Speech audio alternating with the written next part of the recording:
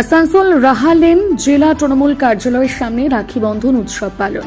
এদিন তৃণমূল কংগ্রেসের পক্ষ থেকে ক্যাম্প করে দলের নেতৃত্ব, কর্মী সমর্থক সহ পথচারীদের রাখি বন্ধন করানো হয়। উপস্থিত ছিলেন রাজ্যের মন্ত্রী মলয় ঘটক। এদিন মন্ত্রীকেও রাখি পরানো হয়।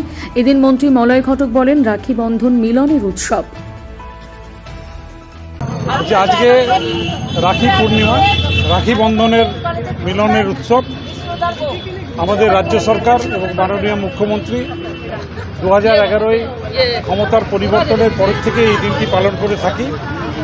দলগতভাবে পালন করা হয় এবং আমাদের ইউথ অ্যাফেয়ার্স ডিপার্টমেন্ট থেকেও এই দিনটিকে পালন করা হয়। আপনারা সকলেই জানেন যে রাখি উৎসব হচ্ছে মিলনের উৎসব, বন্ধনের উৎসব।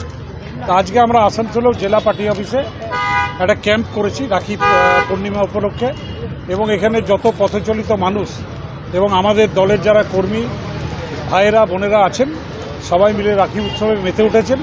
আজকে সারাদিন রাখি উৎসব চলবে।